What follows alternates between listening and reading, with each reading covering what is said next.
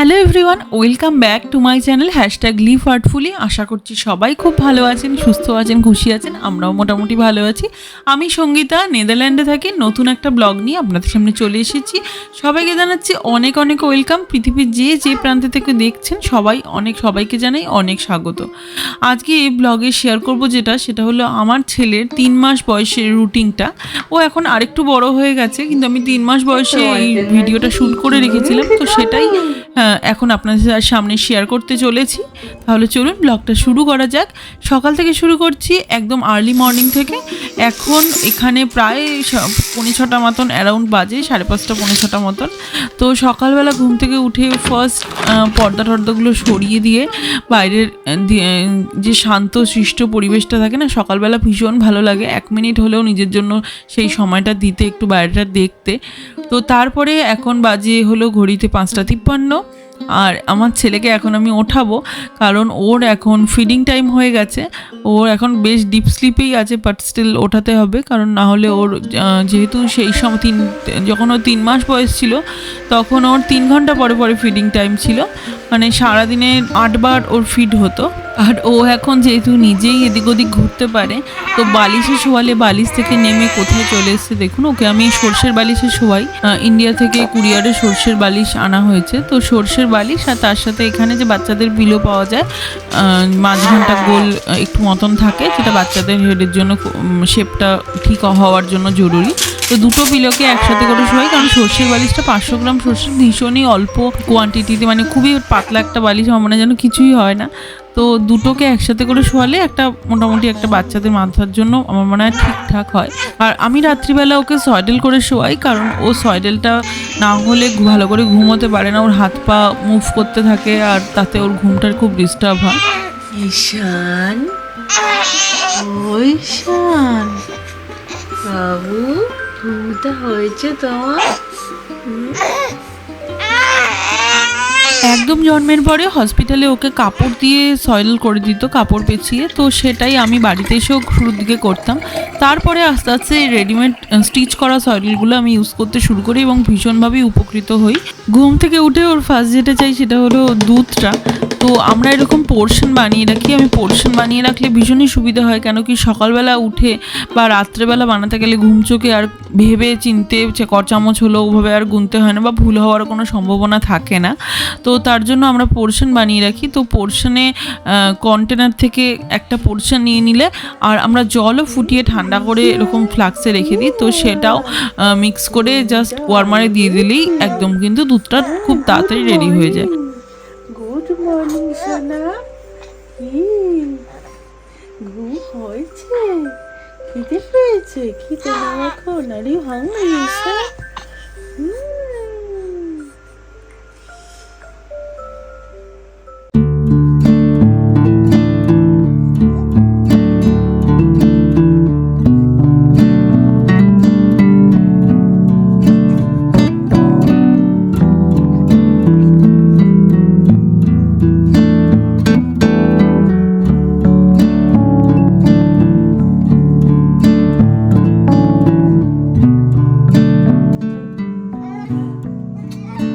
ঘুমটা কাটার পরে ও একটু হাত পা ছুঁড়ে খেললো, আর তারপরে আমি এখন নিয়ে যাবো ওকে চেঞ্জিং স্টেশনে ডায়পার চেঞ্জ করতে।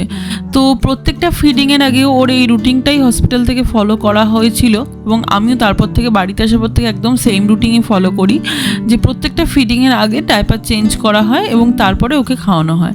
তো সেই জন্য ডায়পার খাওয়ার আগে ডায়পারটা সকালবেলা চেঞ্জ করে দিলাম, ও একটু ফ্রেশও হয়ে গেল, আর এরপরে ওকে খাওয়াবো।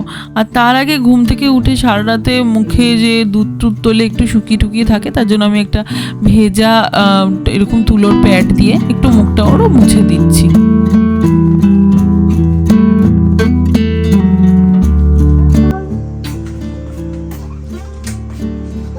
গুড মর্নিং, গুড মর্নিং সোনা, সোনা। বেশি বেশিরভাগ দিনই যদি সকালবেলা সময় থাকে তো সকালের ফার্স্ট ফিডটা সমীরণ করিয়ে দেয়, কারণ সকালবেলা আমি সমস্ত ওকে ডাইপার চেঞ্জ করিয়ে দুধ বানিয়ে সমস্ত রেডি করে দিয়ে ও যদি সময় থাকে ও ফিডটা করাতে থাকে, সেই ফাঁকে আমি ফ্রেশ হয়ে যাই, আমার ঘরের কিছু টুকটাক কাজ আমি সেগুলো সারতে থাকি, কারণ তারপরে সারাদিনের জন্য আমাকে তো ফ্রি রাখতে হয় নিজেকে, ওকে ওর ফুল টেক কেয়ার করার জন্য। আর সমস্ত রেডি করে দিলে সমীরণ খাওয়াতে পারে, কোনো প্রবলেমই হয় না। আর ওরও খুব ভালো লাগে যে ছেলের সাথে একটু টাইম স্পেন্ড করতে পারে সকালের দিনের শুরুটা, কারণ তারপরে তো অফিস টফিস থাকে, সারাদিন বিজি হয়ে যায়, আবার রাত্রে ফ্রি হয়। তো এখন দেখুন আজকে সেদিনটা ছিল ফার্স্ট দিন যে ও নিজের বোতল নিজে হোল্ড করে ধরে খেতে পারছিল, তো আমাদের কাছে ভীষণই ভালো লেগেছে, মেমোরেবল ব্যাপার আর কি। তো আমরা সাথে সাথে ক্যামেরাতে শ্যুট করে রেখেছিলাম, আর সেদিনই আমি ব্লগটা শ্যুট করছিলাম, তো তাই ভাবলাম ব্লগে এটা শেয়ারও করি।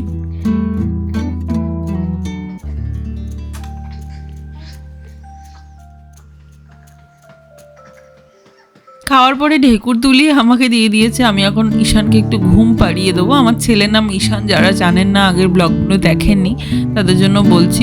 ওর খাওয়ার পরে ও একটা ছোট ন্যাপ নেয় সকালবেলা, দেখুন অলরেডি হাই উঠতে শুরু হয়ে গেছে। তো ঘুমিয়ে পড়লে ওকে ক্রিবে রেখে দিয়ে আমি নিজের কাজ করব।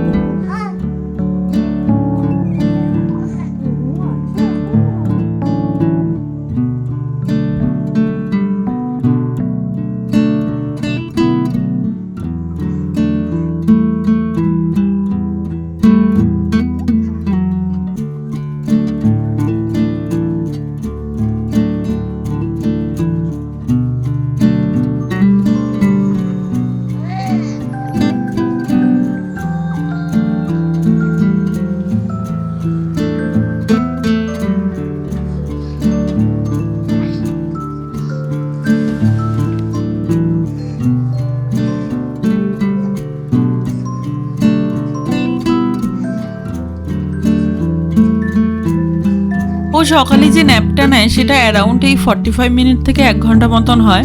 তো সেই ন্যাপটা নিয়ে ও কিন্তু এখন একদমই ঝরঝরে মুডে আছে, আর এই সময়টা থাকে ওর প্লে টাইম, ও নিজের মতন হাত পা ছুড়ে খেলতে থাকে। তবে একটা কথাই বলবো, বাচ্চাদের রুটিন কিন্তু ওভাবে ফিক্স বলা যায় না, মানে আমার নিজের এক্সপিরিয়েন্স থেকে আমি বলছি, কারণ কোনো দিন হয় ও আগে ন্যাপটা নেয় না, আগে একটু খাওয়ার পরে খেলে, তারপরে ও ন্যাপটা নেয়। তো সেই জন্য প্রত্যেকটা বাচ্চার রুটিন আলাদা, ইভেন একটা বাচ্চার প্রত্যেক দিন রুটিন কিন্তু একটু এদিক ওদিক হতে পারে, একদম এক্স্যাক্ট যা মানে বলা হয় তা কিন্তু হয় না। আর এই সময়টাতেই আমি ওকে এই ব্ল্যাক অ্যান্ড হোয়াইট কার্ডগুলো দেখিয়ে থাকি, কারণ ব্ল্যাক অ্যান্ড হোয়াইট কার্ড দেখানো 0 to 3 months অবধি কিন্তু ভীষণই important for their brain development. তারপরে নেক্সট যে কার্ডটা ইন্ট্রোডিউস করানো হবে সেটা হলো রেড অ্যান্ড ব্ল্যাক আর হোয়াইটের কম্বিনেশনে। তো এইভাবে কিন্তু কালার ইন্ট্রোডিউস করতে হয় এবং করানোটা খুবই জরুরি। আর এই কার্ড দেখানোর পরেই শুরু হলো বাড়িতে কথা, কারণ ওর গ্র্যান্ড প্যারেন্টসের সাথে আমার শ্বশুরবাড়ি এবং মা বাবার সাথে সব মামুনি বাবা এবং মা বাবা দু তরফ থেকেই কথা বলা হয়। তো আলাদা আলাদা টাইমে কথা বলা হয় যাতে সবার সাথেই কথা হয়, সবাই ঈশানকে দেখার জন্য একদম ব্যতিব্যস্ত হয়ে বসে থাকে। আর ঈশানের সাথেও সবার সাথে যাতে সেই ইন্ট্রোডিউসটা করতে পারি, ও কতটা বোঝে এখন জানি না, কিন্তু ছোট থেকেই সেই ইন্ট্রোডিউস করাটা খুবই জরুরি, যেহেতু ফ্যামিলি থেকে আমরা অনেকটা দূরে থাকি। তো সেই জন্য রুটিন করে কথা বলি আমরা।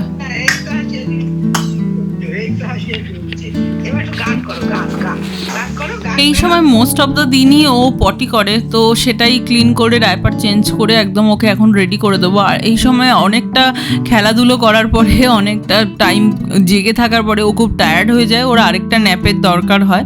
তো ওকে আবার ওর আরেকবার ঘুম পাড়িয়ে দিলে ও একটু ফ্রেশ হয়ে যাবে, তারপরে উঠিয়ে ওকে আবার খাওয়াবো, স্নান করাবো। ছোট থেকেই আমি ওর ঘুমের অভ্যাসটা মিউজিকের সাথে করেছি। প্রথমে হোয়াইট নয়েজ ইউজ করতাম, দেখলাম মিউজিকটা ও বেশি এনজয় করে, ওর ভালো ঘুম হয়। তো সেই জন্য ওর ঘুমের সময় আমি একটা মিউজিক চালিয়ে দিলে, মুখে প্যাসিফায়ার দিয়ে দিলে ও কিন্তু নিজে নিজেই অলমোস্ট ঘুমিয়ে যায়। অনেক সময় একটু হেল্পের দরকার হয়, অনেক সময় কোলে নিতে হয়, আবার অনেক সময় জাস্ট একটু এই হেল্পগুলো করলেই ও কিন্তু ঘুমিয়ে যায়। ইউটিউবে বেবি স্লিপিং মিউজিক বলে সার্চ করলেই অনেক লুলাবি পেয়ে যাবেন। তো তাছাড়া বেবি স্লিপিংয়ের জন্য কিন্তু এরকম অনেক ডিভাইসও হয় যেগুলোতে আস্তে করে মিউজিক বাজে, তার জন্য কোনো রকম ইন্টারনেট বা কিছুর দরকার নেই, জাস্ট ব্যাটারি চালিত। যেরকম আমার কাছে একটা এরকম আউল আছে, তার ভিতরে একটা মিউজিকের ছোট্ট একটা ইনস্ট্রুমেন্ট আছে, মানে ওটা ব্যাটারি চালিত, জাস্ট প্রেস করলে আউলটাকে ওটা বাজতে শুরু করে। আর এটার সবচেয়ে ভালো জিনিসটা হলো, যেটা ইউটিউবে বা কিছুতে চাললে আপনার অটোমেটিক সারাক্ষণ চলতে থাকবে লুপে, বা লুপে যদি নাও চালান এমনিতেও, কিন্তু এটাতে চালালে এটা হলো সেন্সর আছে, যদি বাচ্চা কাঁদে তখন চলবে, না হলে কিছুক্ষণ চলার পরে ওটা অটোমেটিক বন্ধ হয়ে যাবে। ঈশান এই সময় খুব একটা বেশি ঘুমায় না, কারণ যেহেতু ও ছোটো ছোটো করে সারাদিন অনেকগুলো ন্যাপ নেয়, তো এটাও একটা ছোট ন্যাপ, অ্যারাউন্ড 40-45 মিনিটস মতো নিয়ে ও উঠে গেছে। আর ওর এখন ফিডিং টাইমও হয়ে গেছে, তো আমি ওকে ওর জন্য একদম ও ওঠার আগেই ফিড রেডি করে রেখেছিলাম, তো সেটাই খাইয়ে দিচ্ছি। আর আমরা এখানে একটা অ্যাপ ইউজ করি যেটা ডাইপার টাইম এবং ফিডিং টাইম অ্যাড করে রাখি, যাতে কোনো রকম ভুলের সম্ভাবনা না থাকে। নিজেদের মেমোরির উপর ভরসা করে থেকে বাচ্চাদের জিনিসগুলো অলওয়েজ কোথাও নোট করে রাখতে পারলে খুবই ভালো। সে জায়গায় এই অ্যাপগুলো কিন্তু অনেক অ্যাপ আছে, তার মধ্যে এটা একটা অ্যাপ যেটা ফিলিপসের অ্যাপ, আমরা ইউজ করি, ভীষণই ভালো। আর খুব সুবিধে হয় যে কোনো কিছু মানে মনে রাখতে হয় না, আর মনে কোনো কনফিউশনেরও জায়গা থাকে না। যখন যেটা মনে হলো খুলে দেখে নিলাম যে ওর ফিডিং টাইমটা আর কতক্ষণ বাকি বা ডায়পার কতক্ষণ চেঞ্জ করা হয়েছে, অলওয়েজ আমরা ওটা ওখানে অ্যাড করে দিই। আর এই সময়টা হলো ওর রাইম টাইম, আমরা ঘুম থেকে ওঠার পরে খাওয়ার পরে ওকে রাইমস চালিয়ে দিই, ওর সাথে কথা বলি, গল্প করি, ও বেশ আনন্দে থাকে, বিজি থাকে। আর এই সময়টা আমি ওকে খেলতে দিয়ে রাইম চালিয়ে দিয়ে ওর সমস্ত কাজগুলো সেরে নিই, বাকি কাজগুলো জামা কাপড় রেডি করা, বাথরুমের টাব রেডি করা, সমস্ত কিছু গুছিয়ে নিই। And please excuse this drawer, because এই ড্রয়ারটা একদমই অর্গানাইজড নয়। ঈশানের সমস্ত রেগুলার ওয়্যারগুলো এখানে থাকে, ওয়ান ইজ জাম্পার, সমস্ত কিছু রম্পার, সব কিছু, কিন্তু কোনোটাই অর্গানাইজ করা নেই প্রপারলি। কোট জামা প্যান্ট সব অর্গানাইজ করতে হবে। এই ড্রয়ারটা মোটামুটি আমি রিসেন্টলি অর্গানাইজ করে ফেলেছি অলরেডি। এখানে সমস্ত ছোট ছোট জিনিস আলাদা আলাদা বাস্কেট করে রেখেছি। একমাত্র যে সয়েডেলটা, সেটা যেহেতু বড় জিনিস, ওটাকে খালি বাস্কেট করে নিয়ে আলাদা রেখেছি। আর এই ড্রয়ারে ঈশানের সমস্ত বড় জিনিসগুলো থাকে, লাইক ব্ল্যাঙ্কেট, ওর বেডশিট, ওর যে বড় সাদা কাপড়গুলো রেগুলার আমি চেঞ্জ করি, সেই সমস্তগুলো ওখানে থাকে। আর এই আলমারিটা ঈশান হওয়ার পরে আমরা কিনি, এটাকে অ্যাসেম্বল করে সমীরণী, তো করে ওই যেহেতু ওই সময়টা আমরা মানে আমারও শরীর একদমই ভালো ছিল না, ও খুব ছোট ছিল, তো সেই সময়টা আমরা এই ড্রয়ারটা এইভাবে জিনিসপত্র রেখেছি। তো ভালো করে অর্গানাইজ অ্যাকচুয়ালি করা হয়নি, করতে হবে আস্তে আস্তে, সময়ের সাথে সাথে হয়ে যাবে। ঈশানকে এখন আমাদের বিছানায় রেখে ওর ক্রিপটা এখন প্রপারলি ক্লিন করে নেবো। রোজ আমি বেডশিট চেঞ্জ করি না, যদি না খুব নোংরা বা ও কোনোভাবে ভিজে গেল বা কিছু বা হলো, সে কোনো কিছু ছাড়া শুধু আমি রোজ বেডশিট চেঞ্জ করি না, সপ্তাহে একদিন করি। আর যেটা করি সেটা হলো এই রোলার দিয়ে এই ভালো করে রোজ একবার করে ক্লিন করে নিই, যাতে কোনো রকম চুল বা রোয়া যাই থাকুক সেগুলো যেন উঠে আসে। আর রোজ ওর মাথার বালিশের ওপর যে কাভারটা দেই, যে সাদা কাপড়টা, সেটা আমি রোজ কাঁচা কাপড় দিই, কারণ একটাই কারণ ও অনেক সময় দুধ তোলে, অনেক সময় চুল লেগে থাকে, তো ওটা আমি এভরিডে চেঞ্জ করি।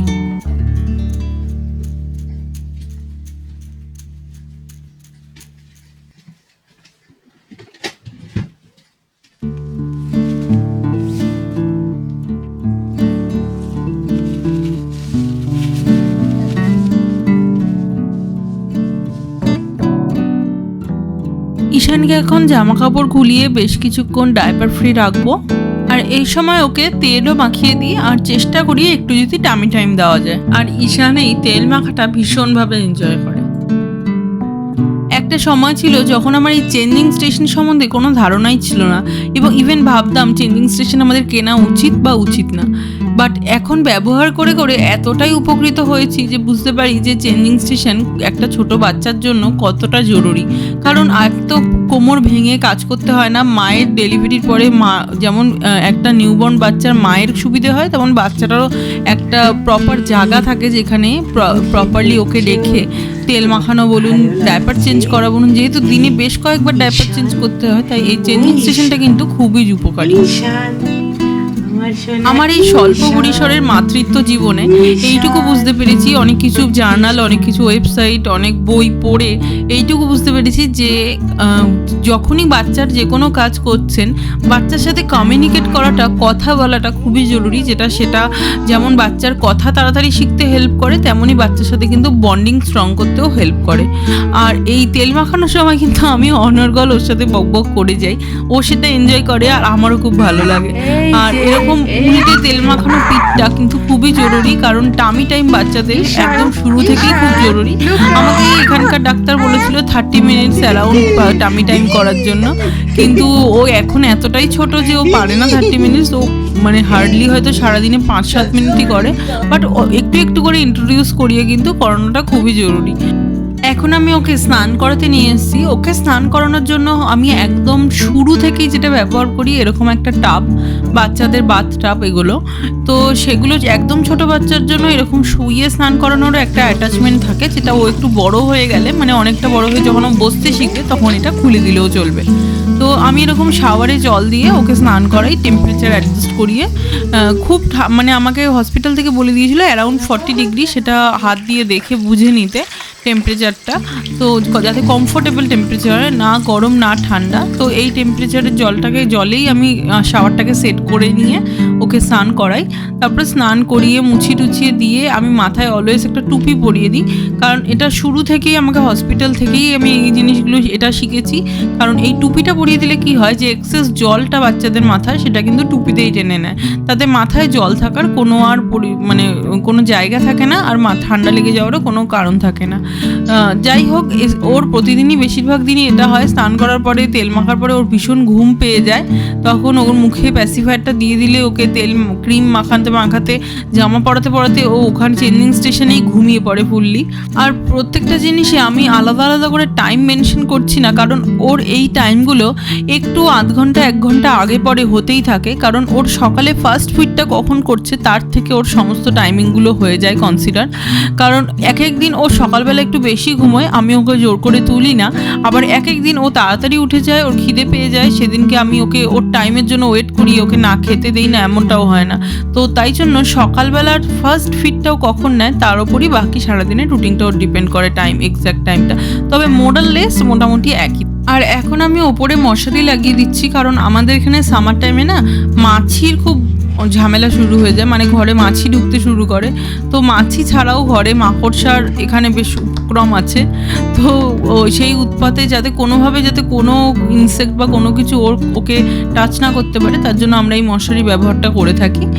আর এইখানে খাবারের ক্ষেত্রে যে দেখছেন দুটো জিনিস মিশিয়ে আমি পোর্শন রেডি করছি, তার পেছনে কারণটা হলো ওর দুধ তোলার খুব প্রবলেম ছিল ওই বয়সটাতে। তো ডাক্তার বলেছিল একটা থিকনিং এঞ্জিন বাচ্চাদের বেবি ফুডের জন্য ইউজ হয়, সেরকম একটা আমাকে প্রেসক্রাইব করেছিল, তো সেটা মিক্স করে খাওয়ানোর জন্য। তো সেটা মিক্স করলে দুধটা একটু থিকেন হয়ে যায়, আর তাতে দুধ তোলাটা কম হয়ে যায়। তো আমি বেশি উপকার পেয়েছিলাম এটা ইউজ করে। ঘুম থেকে ওঠার পরে ও কান্নাকাটি শুরু করেছিল, ওর বাবা কোলে নিয়েছিল, তো আমি সেই ফাঁকে দুধটা গুলে রেডি করে নিয়ে আসলাম, নিয়ে এসে এখন ওকে খাওয়াচ্ছি। সকালের মতন এখনও ওর হাতে দাওয়াতেও বোতলটা কিন্তু খুব ভালোভাবে গ্র্যাব করে নিয়েছে, বাট স্টিল আমি একটু পেছন থেকে সাপোর্ট দিচ্ছি, কারণ বোতলটা এখনও ফুল, মানে অনেকটাই ভারী অনেকটা দুধ আছে ভারী, তো সেই জন্য। আর আমি ঢেকুর তোলানোর জন্য অনেকভাবে ঢেকুর তোলানো যায়, যে প্রসেসটা করি সেটা হলো 4 হাত পা একটুখানি টেনে নিই। এটা আমাকে মাই বলেছিল যে এরমভাবে করতে হয়। তারপরে আমি দেখলাম ইউটিউবে ভিডিও দেখলাম যে এরমভাবে সবাই অনেকেই করে, তো সে আর কিছু তারপরে পিঠে বাড়ি দিয়ে হালকা হালকা আর পিঠটা মাসাজ করে এভাবে ঢেকুর তুলে দিই। আর এখন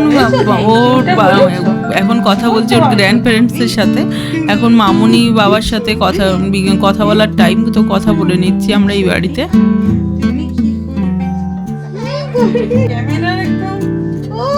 হাসবে না কি করবে ও, হাসি বাবা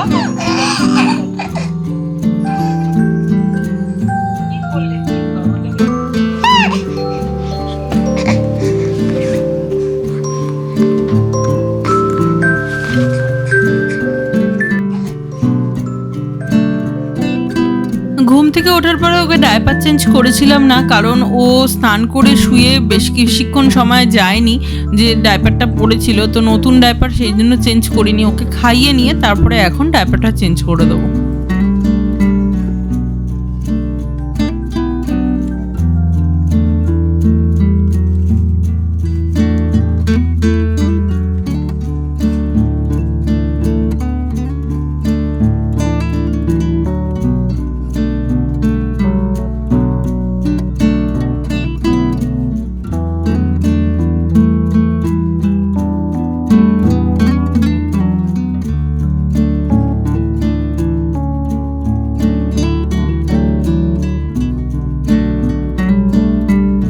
অ্যামাজন থেকে আমরা এই টামি টিপির ডাইপার বিনটা নিয়েছিলাম। এটা ভীষণই ভালো, এই টুইস্ট অ্যান্ড ক্লিক সিস্টেম। এটা অ্যাকচুয়ালি কোনো রকম গন্ধ বাইরে বেরোতে দেয় না। নর্মাল ডাস্টবিনে ডাইপার ফেলে অনেক সময় গন্ধটা বাইরে লিক হওয়ার চান্সেস থাকে, তো তার জন্য ডাইপার বিন ব্যবহার করা অবশ্যই একটা ভালো সিদ্ধান্ত।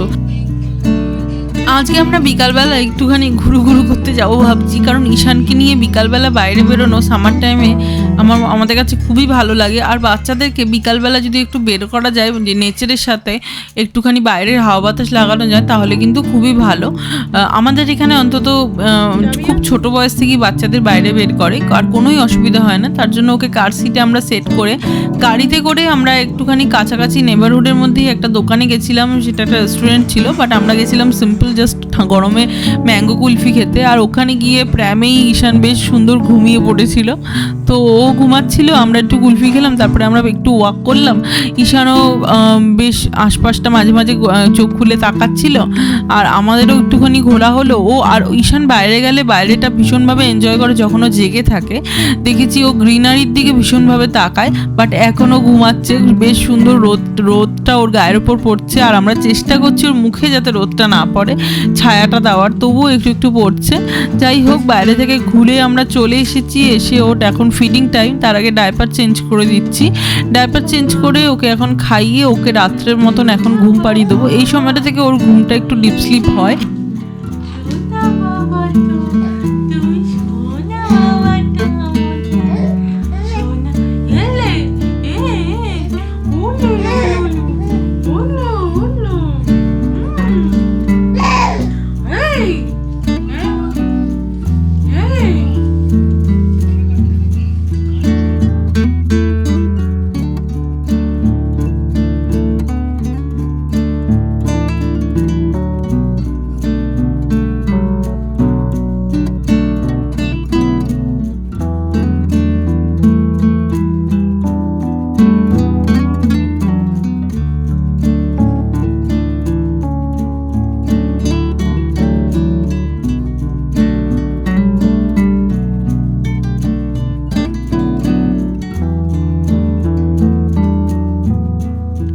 খাইয়ে ঢেকুর তুলিয়ে ওকে এখন আমি সয়েডেল করে দেবো, কারণ ওর ওই ছোট বয়সটাতে সয়েডেলটা জন্ম থেকেই ওকে হসপিটালে করে দিত কাপড় দিয়ে।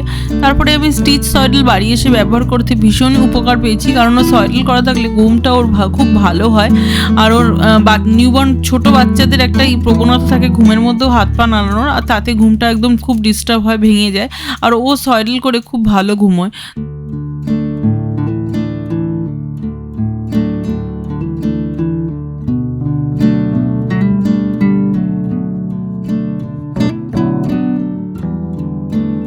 সয়েডেল করার পর ওকে একটুখানি কোলে নিয়ে দোল দিলে, আর একটু গায়ে হাতে ট্যাপ করে দিলে, আর একটু হাত যদি ওর মাথা থেকে নাকের জায়গাটাতে একটু বুলিয়ে দেওয়া হয়, একটু শুশুরি দেওয়া হয়, ও খুব তাড়াতাড়ি ঘুমিয়ে পড়ে। আর ঘুমের মধ্যে এরকম কিউট এক্সপ্রেশন দেয়, তাই ভাবলাম একটুখানি এটা রেকর্ড করে ধরে রাখি, ইন ফিউচার ও দেখবে। আর আমার জন্য তো সারা জীবন এগুলো সব ট্রেজার হয়ে থাকছে আমাদের দুজনের জন্য। যখন বয়স হয়ে যাবে তখনও যাতে এই ভিডিওগুলো দেখতে পারি আর এনজয় করতে পারি, আর আপনাদের সাথে শেয়ার করতে পেরেও ভীষণ ভালো লাগছে। ঘুমের মধ্যে কিন্তু শুধু হাসি না, কান্নাও আসে, তো তখন খুব ভালো করে এরকম বুকের মধ্যে হাত রেখে আস্তে আস্তে ট্যাপ করলেও আবার ঘুমিয়ে পড়ে।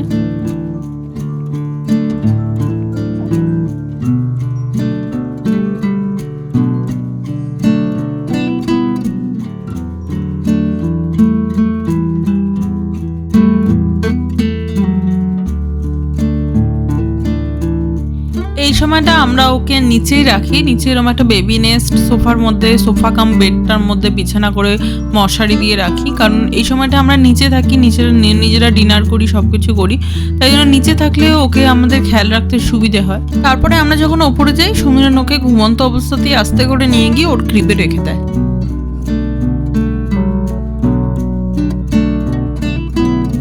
এখন বাজে রাত 3টে, ওর মাঝরাতের একটা ফিড এই সময়টা হয়। তো তো এখনও ও ঘুমোচ্ছে, ওকে তুলে দেবো। আর আমি উঠে গেছি, উঠে আগে ও দুধটা কুলে ওয়ার্মারে দিয়ে এসেছি, যাতে ঘুম থেকে উঠালেই সাথে সাথে ডায়পার চেঞ্জ করে ওকে খাইয়ে দিতে পারি। আর ঘুম থেকে ওঠালে ও খিদেটা তখন ফিল করতে শুরু করে, যাতে দেরি না হয়, তার জন্য দুধটা আগে থেকেই প্রিপেয়ার করে ওয়ার্মারে দিয়ে এসেছি। সন্ধ্যেবেলার ফিডের পরে এই ফিডটাতে বেশ কয়েক ঘন্টা গ্যাপ হয়। ও রেগুলার ফিডের যে গ্যাপ তার থেকে বেশি, কারণ ও রেগুলার যে কটা ফিড প্রত্যেক দিন হওয়ার কথা সে কটা ফিড যখন হয়ে যায় তখন রাতের দিকের ফিডটাতে ডাক্তার আমাদের বলেছে একটু গ্যাপ দেওয়া যেতে পারে। যেহেতু ও ওই সময়টা খুব ডিপ স্লিপে থাকে, তার জন্য গ্যাপটা যদি দিতেই হয় তাহলে ওই রাতেই দিতে হবে। আর আস্তে আস্তে ওর নাম্বার অফ ফিট কমে যাবে এবং কোয়ান্টিটি বেড়ে যাবে। সেই হিসেবে চেষ্টা করতে হবে, ডাক্তার বলেছে যে রাতটা আমরা যেমন ঘুমিয়ে থাকি, রাতে খেয়ে ঘুমাই, সকালে উঠে খাই, তো ওরও আস্তে আস্তে এই রুটিনে ওকে অভ্যস্ত করাতে হবে। তো যাই হোক, এখন মিড নাইটের ফিটটা ওকে এখন আমি করাবো। আমার মনে হয় ছোট বাচ্চাদের ক্ষেত্রে ডাক্তার যা বলছে এক্স্যাক্টলি সেটাই করা উচিত। আর আমাদের এখানে বাচ্চাদের বড় করার জন্য 0 to 4 years অবধি একটা বই দেওয়া হয়, যেখানে সমস্ত লেখা থাকে, ফিডিং থেকে শুরু করে এভরিথিং, বা কী কী প্রবলেমের ফেস করতে চলতে পারি আমরা, এবং সেই প্রবলেমগুলোর সলিউশন কী কী হতে পারে, মোটামুটি একটা দেওয়া লেখা থাকে। তো সেই বইটা পড়েও আমি ফলো করে এগোনোর চেষ্টা করি অলওয়েজ।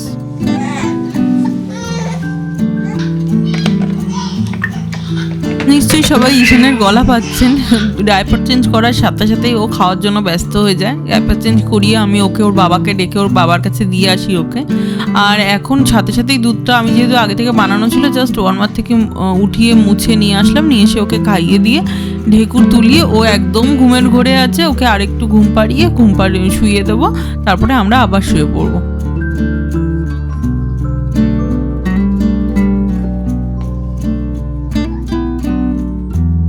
ঈশান ঘুমিয়ে পড়েছে, ওকে মশারি লাগিয়ে মিউজিক চালিয়ে দিয়ে এখন আমরা শুয়ে পড়বো।